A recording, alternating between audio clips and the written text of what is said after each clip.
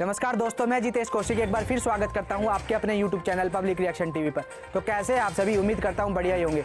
दोस्तों, हर छोटी बड़ी खबरें व ताज़ा खबरें सबसे पहले पाने के लिए अभी सब्सक्राइब करके जुड़ जाए आपके अपने YouTube channel public reaction TV पर। साथ ही घंटे का बटन अवश्य दबा लें, जिससे कि हमारी हर एक नई वीडियो का नोटिफिकेशन सबसे पहले आ सके आपके पास। जी हाँ दोस्तों, क्योंकि आप देख रहे हैं उभरता हुआ न्यूज़ चैनल। तो चलिए चलते हैं अपनी खबरों पर। पहले एक नजर डालते हैं दिन भर की सुर्खियों पर। हरियाणा में बदलेगा मौसम का मिजाज, बताएंगे पूरी खबर। हरियाणा सीएम का ई टेंडरिंग पर बड़ा ऐलान। डाक विभाग में 10वीं पास युवाओं को लेने के लिए वैकेंसी, स्टाफ का ड्राइवर पद पर होगा सिलेक्शन। हरियाणा में बिजली उपभोक्ताओं को बड़ी राहत।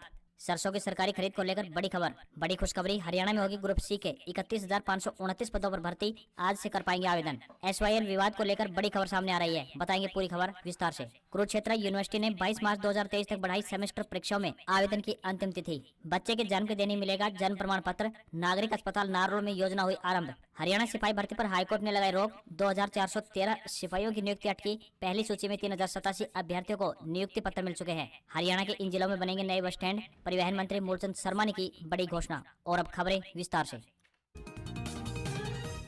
हरियाणा में बदलेगा मौसम का मिजाज, 17 मार्च से बारिश का अलर्ट, तेज हवाएं चलेंगी, अधिकतम तापमान 6 डिग्री सेल्सियस तक गिरेगा। हरियाणा में जल्द ही मौसम का मिजाज बदलने वाला है। मौसम विभाग ने 17 मार्च से 2 दिन बारिश का अलर्ट जारी किया है। इस दौरान 40 किलोमीटर प्रति घंटे की रफ्तार से हवाएं चलेंगी। इससे दिन के अधिकतम तापमान में 6 डिग्री सेल्सियस तापमान में गिरावट सामने आएगी। बारिश के साथ तेज हवाएं चलने के कारण गेहूं किसानों को लेकर चिंता बढ़ गई है। उन्हें डर है कि खेतों में खड़ी फसल पलट जाएगी और उन्हें नुकसान हो सकता है। बारिश और बूंदाबांदी की सभी जिलों में संभावना को देखते हुए मौसम विभाग ने येलो अलर्ट जारी कर दिया है। विभाग के अनुसार सुबह में 22 मार्च तक सामान्य मौसम रहेगा। 16 मार्च से मौसम में बदलाव देखने शुरू हो जाएंगे। यह बदलाव 19 मार्च तक देखने को मिलेंगे। बारिश और हवाओं का राज्य में 3 दिनों तक असर रहेगा। हरियाणा सीएम का ई टेंडरिंग पर बड़ा ऐलान। 5 लाख रुपए तक के काम कराएंगे सरपंच। वेतन भी बढ़ाया, 1 अप्रैल से 5,000 रुपए मिलेंगे। हरियाणा में चल रहे ई टेंडरिंग विवाद पर मुख्यमंत्री मनोहर लाल खट्टर ने चुप्पी तोड़ दी है। उन्होंने कहा कि सरपंचों की मांग को देखते हुए अब काम की लिमिट 2 लाख रुपए तक बढ़ा दी गई है। अब सरपंच बिना ई टेंडरिंग के 5 लाख रुपए तक के काम करा सकेंगे। इससे ऊपर की राशि के सभी काम ई टेंडरिंग से ही होंगे। मनोहर लाल ने कहा है कि ई टेंडरिंग से जो काम होंगे, अगर उसकी गुणवत्ता में कोई खराबी आती है तो उसकी जिम्मेदारी अधिकारी की होगी। सीएम ने कहा कि जो कोटेशन से काम होंगे उसकी गुणवत्ता की जिम्मेदारी सरपंच की होगी। गुणवत्ता के साथ सरकार किसी भी प्रकार का कोई समझौता नहीं करेगी। हरियाणा के मुख्यमंत्री मनोहर लाल खट्टर ने सरपंचों के वेतन में भी इजाफा कर दिया है। सीएम ने सरपंचों का वेतन 3,000 रुपए से बढ़ाकर 5,000 रुपए कर दिया है। सीएम ने कहा है कि सरपंचों को बढ़ा हुआ वेतन अप्रैल महीने से दिया जाएगा। इसके अलावा पंचों के वेतन में भी बढ़ोतरी की गई है। उनका वेतन अब 1,000 रुपए से बढ़ाकर 1,600 रुपए कर दिया गया है। मुख्यमंत्री ने सरपंचों के अधिकार में बढ़ोतरी करते हुए ग्राम सचिव की ACR लिखने का अधिकार भी सरपंचों को दे दिया है।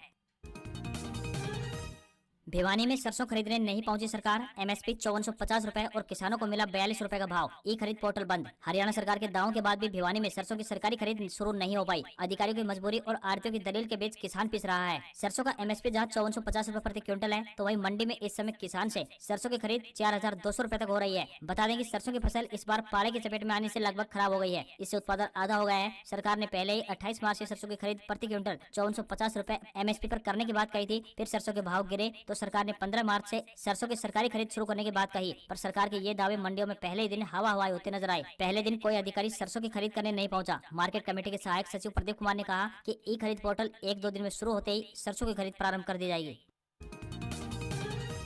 SYL विवाद पर सुप्रीम कोर्ट में नहीं हुई सुनवाई। सीएम बोले 3 बैठकों के बाद भी मामला वहीं का वहीं, अब सुप्रीम कोर्ट ही करेगा फैसला। सतलुज यमुना लिंक यानी SYL नहर का विवाद सुलझाने के लिए सुप्रीम कोर्ट में सुनवाई नहीं हो सकी। समय पूरा हो जाने के कारण कोर्ट ने सुनवाई की डेट आगे बढ़ा दी है। SYL पर मुख्यमंत्री मनोहर लाल खट्टर ने अपनी प्रतिक्रिया देते हुए कहा कि अब इस मामले को सुलझाने के लिए 3 बार बैठकें हो चुके हैं, लेकिन मामला फिर भी वहीं का वहीं है। उन्होंने कहा कि अब सुप्रीम कोर्ट ही इस मामले को सुलझाएगा। सुप्रीम कोर्ट ने SYL मामले में 10 नवंबर 2016 को हरियाणा के पक्ष में फैसला दिया था। कोर्ट ने आदेश दिया था कि SYL का बकाया काम पूरा कर हरियाणा को पर्याप्त पानी दिया जाना चाहिए। इस मुद्दे पर पंजाब का स्टैंड बिल्कुल स्पष्ट है। पंजाब की सरकार समय समय पर कहती रही है कि राज्य के पास किसी को देने के लिए सरप्लस पानी नहीं है, और अब फैसला अगली सुनवाई तक के लिए टल गया है। अपनी पसंद के प्राइवेट स्कूलों में पढ़ेंगे गरीब घरों के बच्चे। चिराग योजना के तहत 31 मार्च तक कर सकते हैं आवेदन। नियम 134A की तर्ज पर शिक्षा विभाग द्वारा शुरू की गई चिराग योजना के तहत आवेदन प्रक्रिया शुरू हो गई है। एडमिशन लेने के इच्छुक छात्र 31 मार्च तक ऑनलाइन आवेदन कर सकते हैं। मुख्यमंत्री हरियाणा समान शिक्षा राहत सहायता एवं अनुदान यानी चिराग के तहत प्राइवेट स्कूलों ने अपनी सहमति पोर्टल पर दे दी है। इस योजना के तहत आर्थिक रूप से कमजोर परिवारों के बच्चे मान्यता प्राप्त प्राइवेट स्कूलों में दाखिला ले सकेंगे, जिसमें कक्षा 3री से लेकर कक्षा 12वीं तक केवल उन्हीं छात्रों को एडमिशन मिलेगा जो फिलहाल सरकारी स्कूलों के छात्र हैं। एडमिशन लेने के लिए छात्र अपने खंड के 1 से अधिक स्कूलों में आवेदन कर सकते हैं। चिराग योजना के तहत मनपसंद प्राइवेट स्कूल में केवल उन्हीं छात्रों को एडमिशन मिलेगा जिनके परिवार की सालाना आय 1,80,000 रूपए या फिर इससे कम होगी। आय का आधार परिवार पहचान पत्र में दर्शाई गई इनकम को ही माना जाएगा। हरियाणा के इन जिलों में बनेंगे नए बस स्टैंड। परिवहन मंत्री मूलचंद शर्मा ने की बड़ी घोषणा। हरियाणा के परिवहन मंत्री मूलचंद शर्मा सोनीपत जिले के दौरे पर थे, जहां पर उन्होंने जिला परिवार और कष्ट निवारण समिति की बैठक की अध्यक्षता की। इस दौरान उन्होंने लोगों की शिकायतों को गंभीरता से लिया और मौके पर ही उपस्थित अधिकारियों को तुरंत प्रभाव से इनके समाधान के आदेश जारी किए। पत्रकारों से बातचीत करते हुए परिवहन मंत्री ने बताया कि सोनीपत, फरीदाबाद, गुरुग्राम और करनाल में नए बस स्टैंड का निर्माण किया जाएगा। उन्होंने कहा कि वर्तमान में इन जिलों के बस स्टैंड शहर के अंदर हैं और भीड़ भाड़ वाली जगहों पर होने से बसें जाम में अक्सर फंस जाती हैं। इस वजह से समय भी अधिक लगता है, लेकिन बहुत जल्द ही इन बस अड्डों को शहर से बाहर शिफ्ट किया जाएगा। वहीं विधायक मोहनलाल बड़ौली की मांग पर सोनीपत से सालासर और खाटू श्याम धाम के लिए सीधे बस सेवा शुरू करने की घोषणा करते हुए मूलचंद शर्मा ने बताया कि इस बारे में संबंधित डिपो महाप्रबंधक से जल्द ही विचार विमर्श किया जाएगा। हरियाणा में बिजली उपभोक्ताओं को बड़ी राहत, सरचार्ज माफी योजना की बढ़ी तारीख। हरियाणा में बिजली उपभोक्ताओं के लिए एक अच्छी खबर है। बिजली निगम की ओर से सरचार्ज माफी योजना का लाभ उठाने की तारीख बढ़ाकर 31 मार्च कर दी गई है। इससे पहले निगम की ओर से 30 नवंबर और 27 जनवरी को 2 बार सरचार्ज माफी योजना की तारीख को आगे बढ़ाया गया था। रेवाड़ी जिले के करीब 10,000 उपभोक्ता इस योजना का लाभ उठा चुके हैं। वहीं बिजली निगम की ओर से वित्त वर्ष समाप्ति पर हो जाने के कारण रिकवरी को लेकर अभियान चलाया हुआ है। इस दौरान निगम की ओर से बकाया बिल जमा नहीं कराने वाले आम उपभोक्ताओं के साथ साथ सरकारी विभागों के भी कनेक्शन काटे जा रहे हैं। ऐसे में निगम द्वारा इस योजना की तारीख आगे बढ़ाने से लोगों को राहत पहुंचेगी। कॉन्ट्रैक्ट आधार पर निकली बम्पर भर्ती। हरियाणा कौशल रोजगार निगम के तहत विभिन्न पदों पर भर्तियां की जा रही हैं। यदि आप भी अभी इस भर्ती के लिए इच्छुक हैं तो आवेदन कर सकते हैं। आपको बता दें कि भर्तियां संविदा अर्थात कॉन्ट्रैक्ट आधार पर की जा रही हैं। इन पदों के लिए आप आधिकारिक वेबसाइट पर जाकर ऑनलाइन आवेदन कर सकते हैं। आवेदन करने की अंतिम तिथि आज यानी 16 मार्च 2023 है। सभी वर्गों के उम्मीदवारों को आवेदन करने के लिए 236 रूपए का आवेदन शुल्क के रूप में देने होंगे। वहीं उम्र की बात करें तो आयु सीमा 18 वर्ष न्यूनतम से लेकर 42 वर्ष अधिकतम तय की गई है। इन पदों के लिए उम्मीदवारों को ऑनलाइन आवेदन करने होंगे। शैक्षणिक योग्यता जानने के लिए आधिकारिक अधिसूचना अवश्य देखें। हिसार में दिव्यांगों का प्रदर्शन, यूडीआईडी कार्ड प्रक्रिया सरल करने की उठाई मांग। बोले ट्रिपल पी यानी परिवार पहचान पत्र के नाम पर सुविधाएं छीनी। हरियाणा के हिसार में विकलांग अधिकार मंच के बैनर तले जिले के अलग अलग ब्लॉक से आए दिव्यांगजनों ने लंबित मांगों को लेकर लघु सचिवालय में प्रदर्शन किया। जिला प्रशासन को ज्ञापन भी सौंपा। विकलांग नेता ऋषिकेश ने बताया कि प्रदेश में तकरीबन 15 लाख लोग दिव्यांग हैं। सरकार पुराने मेडिकल को रद्द करने में लगी हुई है और नए मेडिकल प्रमाण पत्र बनाने की योजना लागू की है। जिनका मेडिकल प्रमाण पत्र पहले से बन चुका है उसे फिर से मेडिकल प्रमाण पत्र बनाने की क्या आवश्यकता है। ऐसे में सरकार बेवजह ही दिव्यांगों को परेशान करने में लगी हुई है। इसके अलावा सभी जरूरतमंदों को विकलांगों को रेड क्रॉस से बैटरी वाली व्हीलचेयर, स्कूटी व आधुनिक कृत्रिम अंग दिए जाएं। उन्होंने कहा कि परिवार पहचान पत्र के नाम पर विकलांगों की pension, BPL, ration card, Ayushman card काटे जा रहे हैं, जो कि गलत है। सरकार को चेतावनी देते हुए कहा कि अगर जल्दी हमारी मांगों को पूरा नहीं किया गया तो प्रदेश स्तर पर आंदोलन किया जाएगा। करनाल में राम रहीम पर भड़के लोग। बोले संत कबीरदास और रविदास पर गलत टिप्पणी की कार्रवाई नहीं की तो आंदोलन करेंगे। हरियाणा के करनाल में बुधवार को ऐसी सभा व संत समाज के लोगों ने डेरा सत्तासुदा प्रमुख राम रहीम के खिलाफ सड़कों पर उतरकर रोष प्रदर्शन किया। उन्होंने लघु सचिवालय पहुंचकर प्रशासनिक अधिकारी को ज्ञापन सौंपा। इस दौरान समाज के लोगों ने राम रहीम के खिलाफ जमकर नारेबाजी की। सभा के पदाधिकारियों व संत समाज के लोगों ने कहा कि राम रहीम ने 5 फरवरी को सत्संग के दौरान गुरु रविदास और कबीरदास महाराज पर अपमानजनक टिप्पणी की थी, जिसको लेकर लोगों में रोष है। उन्हें शराबी व अय्यास कहा है, जिससे लोगों में भारी रोष है। समाज के लोगों ने कहा कि जो शख्स बलात्कार और हत्या जैसे गंभीर मामलों में सजा काट रहा हो उसे यूं बार बार पैरोल देना ठीक नहीं है। जब भी डेरा प्रमुख पैरोल पर बाहर आया है तब कोई न कोई विवाद पैदा होता है। अब संत महापुरुषों के बारे में अपमानजनक भाषा और टिप्पणी करके समाज के लोगों को आपस में लड़वाने की साजिश की गई है। उनके खिलाफ सख्त कार्रवाई की जानी चाहिए। हिसार रोहतक में रोडवेज कंडक्टरों का प्रदर्शन, पे ग्रेड 42 रूपए करने की मांग। बोले जल्द मांग पूरी न हुई तो आंदोलन की राह पकड़ेंगे। हरियाणा के हिसार के लघु सचिवालय में रोडवेज के कंडक्टरों ने पे ग्रेड बढ़ाने की मांग को लेकर प्रदर्शन किया। इस दौरान हरियाणा रोडवेज जागृति मंच के नेतृत्व में डीसी को मुख्यमंत्री के नाम ज्ञापन सौंपा गया। कर्मचारियों ने पे ग्रेड 19 रूपए से 42 रूपए करने की मांग उठाई। बताया कि उनका पे ग्रेड चालकों व अन्य विभागों के कर्मचारियों के मुकाबले बहुत कम है, जबकि परिचालक की जॉब बहुत रिस्की होती है। इसलिए सरकार को इस पर तुरंत गौर करना चाहिए। हिसार डिपो प्रधान ने बताया कि आज के महंगाई के दौर को देखते हुए कंडक्टरों का ग्रेड पे तुरंत बढ़ाया जाए। पहले वेतन आयोग के समय कंडक्टरों की जेबीटी पटवारी के बराबर की पे ग्रेड होती थी, लेकिन जेबीटी पटवारियों सहित अन्य विभागों के कर्मचारियों का पे ग्रेड बढ़ गया है, लेकिन कंडक्टरों का वहीं का वहीं यानी 1900 पे ग्रेड है। हमारी मांग है कि जल्द से जल्द पे ग्रेड बढ़ाया जाए, नहीं तो जल्द ही कर्मचारी प्रदेश स्तर पर आंदोलन की रणनीति बनाएंगे।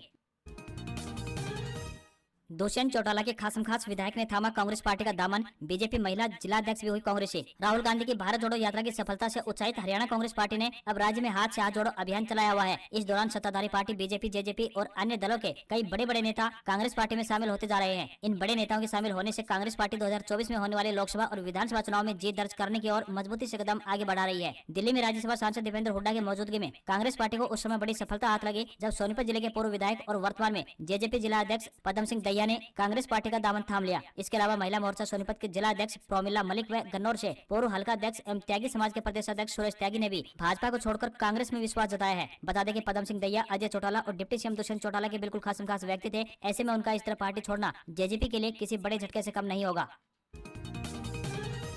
खुशखबरी, हरियाणा में होगी ग्रुप सी के 31,529 पदों पर भर्ती। 16 मार्च यानी आज से कर पाएंगे आवेदन। जैसा कि आप सभी जानते हैं, हरियाणा में अब सारी सरकारी भर्तियां कॉमन एलिजिबिलिटी टेस्ट यानी सीईटी के माध्यम से की जाएंगी। ग्रुप सी के लिए सीईटी नवंबर 2022 में हो चुका है, जबकि ग्रुप डी के लिए अभी सीईटी होना बाकी है। जिन भी उम्मीदवारों ने सीईटी को क्वालिफाई किया है, अब ग्रुप सी की भर्तियां पूरी करने के लिए उन्हें स्क्रीनिंग टेस्ट के लिए बुलाया जाएगा। अब गुरुवार यानी 16 मार्च से आवेदन प्रक्रिया शुरू होने जा रही है। इसके तहत ग्रुप सी के पदों को भरने के लिए बड़े लेवल पर भर्ती अभियान शुरू होगा। अधिसूचना में कहा गया है कि कुल 31,529 पद ऑनलाइन भरे जाएंगे। ये रिक्तियां राज्य सरकार के विभिन्न विभागों, बोर्डों, निगमों में है। हरियाणा सीईटी के लिए आवेदन करने के लिए पंजीकरण विंडो 16 मार्च 2023 यानी आज से खुलेगी। वहीं आवेदन करने की अंतिम तिथि 5 अप्रैल 2023 तय की गई है। किसी भी पद के लिए आवेदन करने के लिए कोई भी आवेदन शुल्क नहीं देना होगा। डाक विभाग में 10वीं पास युवाओं के लिए निकली वैकेंसी। रिटन टेस्ट के आधार पर सिलेक्शन 31 मार्च तक कर सकेंगे अप्लाई। सरकारी नौकरी की तैयारी कर रहे युवाओं के लिए अच्छी खबर है। डाक विभाग ने कई पदों पर वैकेंसी निकाली है। इसके लिए 27 साल तक की उम्र के उम्मीदवार 31 मार्च तक आवेदन कर सकते हैं। इसके बाद कैंडिडेट का सिलेक्शन रिटन टेस्ट के आधार पर किया जाएगा। डाक विभाग की भर्ती में 18 से लेकर 27 साल तक की उम्र के कैंडिडेट्स आवेदन कर सकेंगे। लाइट और हैवी व्हीकल का ड्राइविंग लाइसेंस होना चाहिए। लाइट और हैवी व्हीकल ड्राइविंग का 3 साल का अनुभव भी होना चाहिए। 10वीं पास युवा इसके लिए आवेदन कर सकते हैं। स्टाफ कार ड्राइवर पद पर सिलेक्शन लिखित परीक्षा के आधार पर होगा। 17,000 से नीचे फिसला निफ्टी। लगातार 5वें दिन शेयर बाजार में आई सुनामी। शुरुआती कारोबार में शेयर बाजार में जोरदार तेजी देखने को मिली थी, लेकिन कारोबार खत्म होते होते ये तेजी गिरावट में तब्दील हो गई और निफ्टी 17,000 से नीचे पहुंचकर क्लोज हुआ। भारतीय शेयर बाजार में लगातार 5 दिन से गिरावट का दौर जारी है। बॉम्बे स्टॉक एक्सचेंज यानी बीएससी का 30 शेयरों वाला सेंसेक्स 344.29 अंक गिरकर 57,555.90 के स्तर पर बंद हुआ। वहीं निफ्टी की बात करें तो निफ्टी 50 भी 71.15 अंक लुढ़ककर 16,972.15 के लेवल पर बंद हुआ। सेंसेक्स के 30 में से 21 शेयरों में गिरावट दर्ज की गई, जबकि 9 शेयर हरे निशान पर बंद हुए। वहीं सराफा बाजार की बात करें तो सराफा बाजार में सोने और चांदी में गिरावट देखने को मिली है। 24 कैरेट सोना 57,902 रुपए प्रति 10 ग्राम पर बंद हुआ। चांदी की बात करें तो 66,861 रुपए प्रति किलोग्राम के स्तर पर पहुंच गई। डॉलर रुपया के मुकाबले 22 पैसे मजबूत हुआ। $1 का रेट 82 रुपए 59 पैसे के स्तर। आपको हमारी खबर पसंद आई हो तो हमारी खबरों पर एक प्यारा सा लाइक जरूर दें। जी हाँ दोस्तों, और साथ ही खबरों को ज़्यादा से ज़्यादा शेयर करें और कमेंट बॉक्स में इन खबर पर आपकी क्या है राय वो हमें ज़रूर बताएं। आज की खबरों में सिर्फ इतना ही। मिलते हैं अगली खबर में। जब तक सब्सक्राइब करके जुड़ जाइए आपके अपने YouTube channel public reaction TV से, और साथ ही घंटे का बटन जरूर दबा लें ताकि हमारी हर एक नई वीडियो पहुंच सके आपके पास सबसे पहले।